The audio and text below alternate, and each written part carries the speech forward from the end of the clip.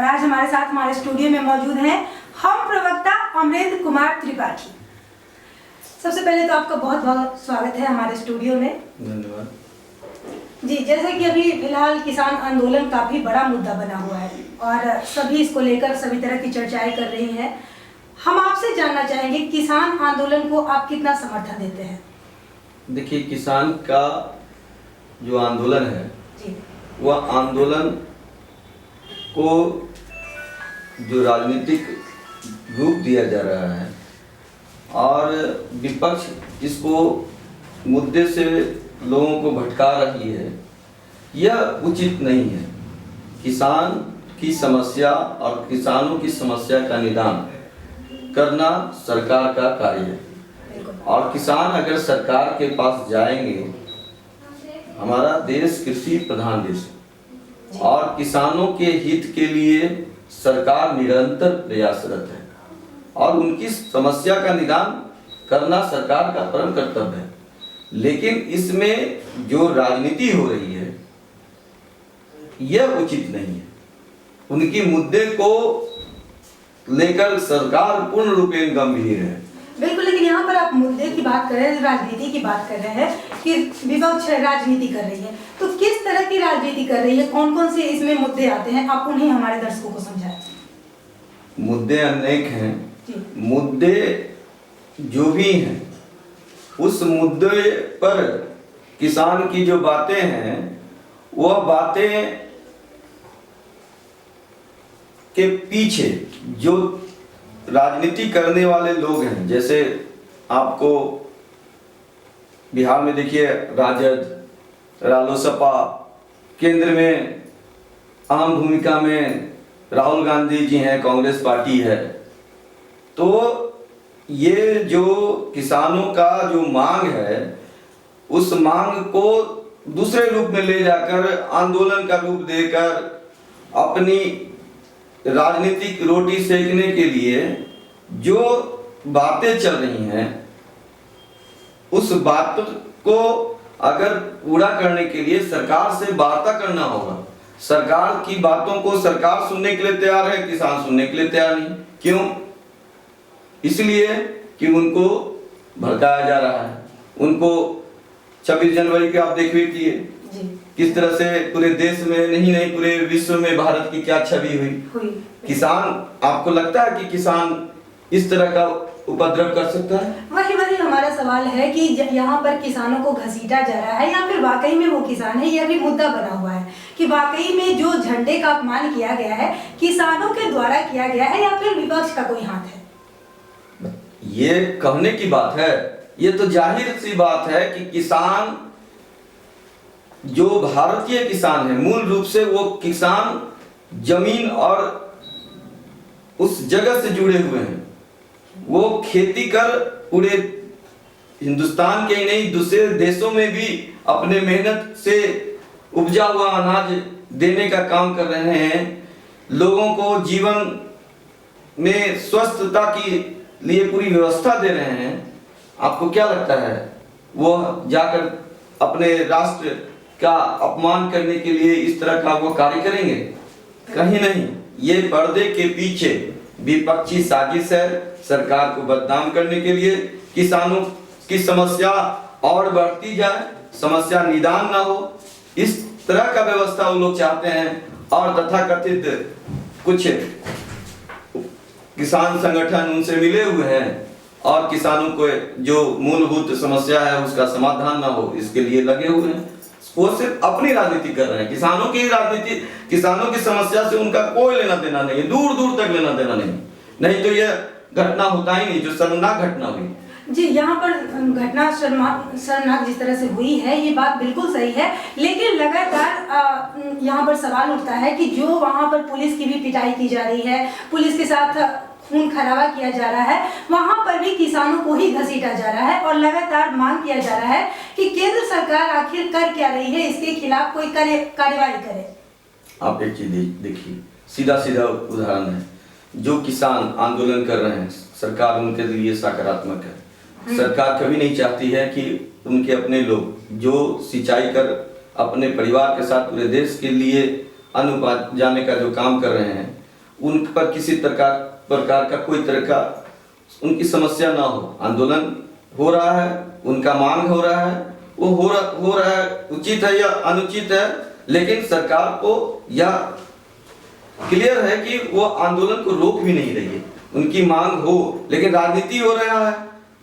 जो उपद्रवी लोग हैं प्रशासन पुलिस पे, इस तरह का सरकार अगर चाहे तो इस तरह की वारदात को रोक सकती है, लेकिन सरकार को मालूम है कि इसमें ज्यादातर वे कसूर जो इस तरह की सोच नहीं रखते हैं, और उन लोगों के चलते अगर किसान समस्या आ रही है तो यह दुखद है, मेरा मानना है। और आंदोलन जो हो रहा है, सरकार सकारात्मक सोच के साथ काम कर रही है।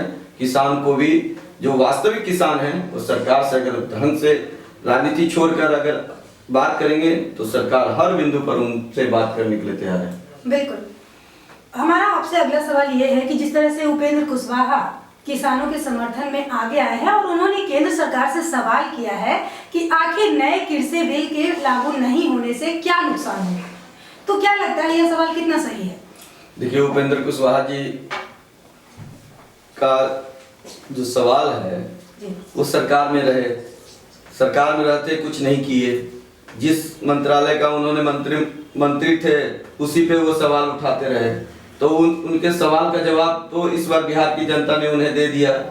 अब उनकी सवाल का क्या मायने रहेगा ये तो अब वही जानेंगे, लेकिन सरकार सकारात्मक सोच वाली, देश की नरेंद्र मोदी की सरकार अपने सोच के साथ, मजबूती के साथ, मुझे पूरा विश्वास है कि किसानों के हित में ही काम करेगी, उसका अहित नहीं कर सकती।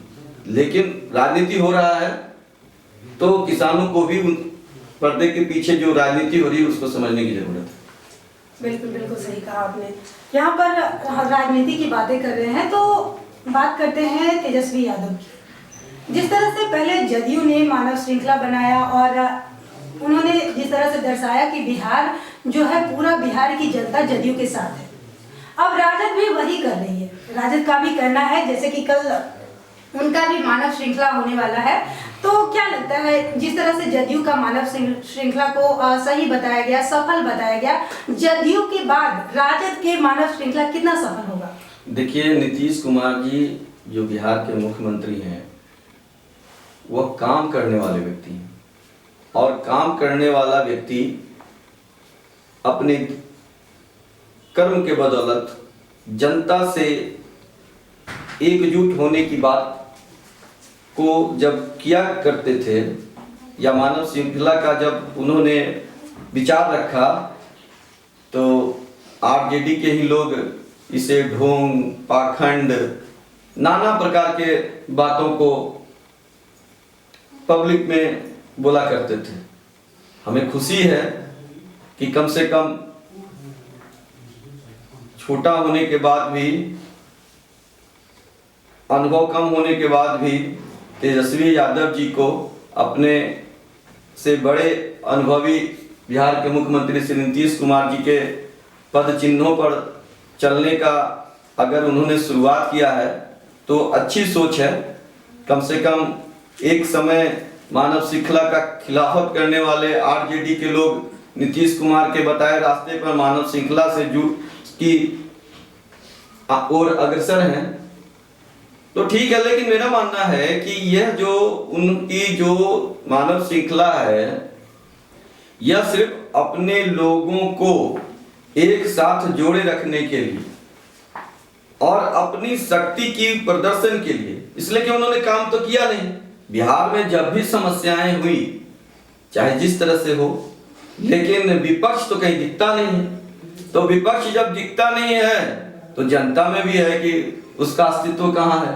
तो अपने अस्तित्व का शक्ति प्रदर्शन को लेकर पार्टी के लोगों के साथ, दल के लोगों के साथ, और भी अपने जो हैं उनके एक समूह, जो विकास से तो दूर दूर तक उनको मतलब नहीं है, लेकिन कार्यकर्ता भाग न जाएं, उनके विधायक भागेंगे कि ना भागेंगे ये तो आने वाला समय बताएगा, लेकिन उनकी कार्यकर्ता भाग न जाए तो कार्यकर्ताओं की बड़ी श्रृंखला दिखा के विधायकों को भी जोड़े रखने का वो एक तरह से मोटिवेशन करने का कोशिश कर रहे हैं। इसमें दूर दूर तक जनता की कोई भी समस्या से उनको कोई लेना देना नहीं है। जनता की हित, जनता की समस्या, जनता की भावना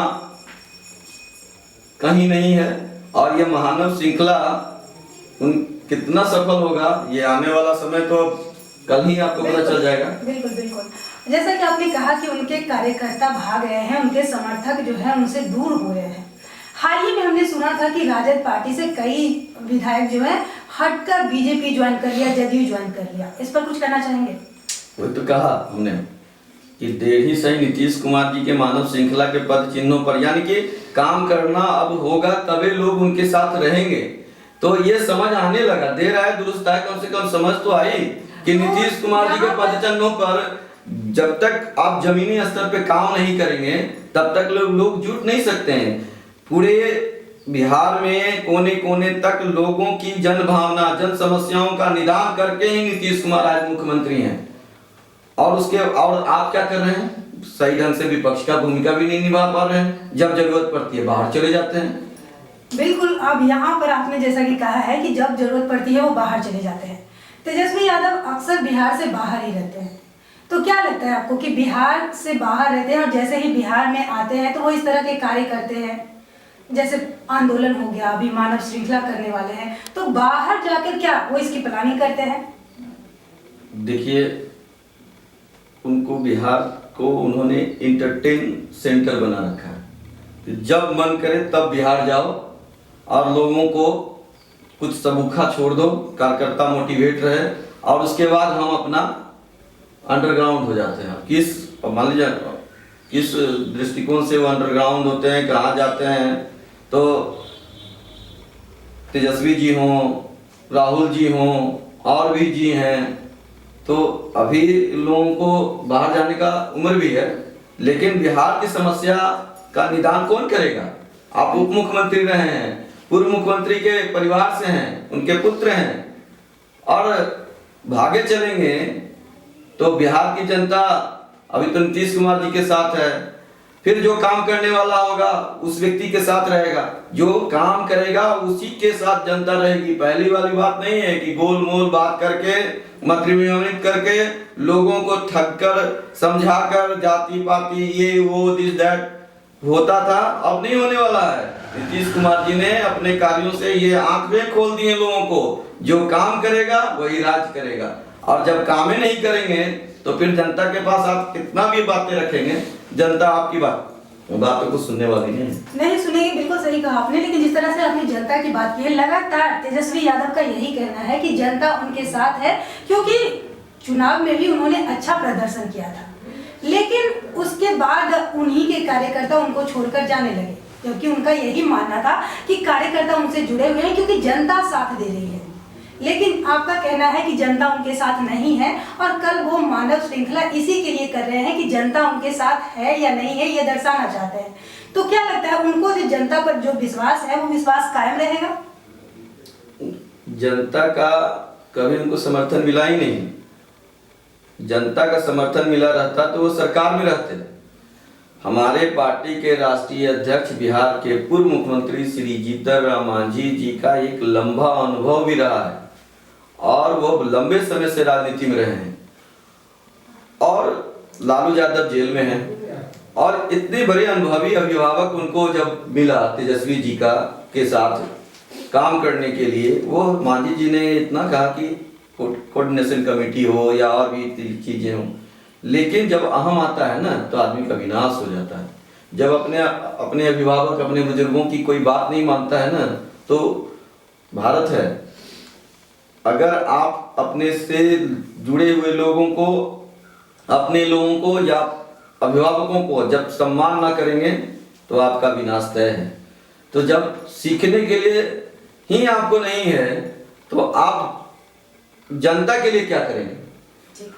तो ये मानव श्रृंखला यह पार्टी के लोगों को और विधायक को एक साथ जोड़ने के लिए, जनता इनके साथ नहीं दिखेगी, आप ये तय मानिए। जनता कहीं दूर दूर तक नहीं है, कुछ लोग हैं जो इनके हैं, जिनको सिर्फ इनके होने के कारण इनसे जुड़ा रहना जरूरी मजबूरी है, लेकिन विकास से जुड़ा हुआ व्यक्ति, विकास की सोच रखने वाला व्यक्ति इस मानव श्रृंखला में कहीं नहीं दिखाई देगा।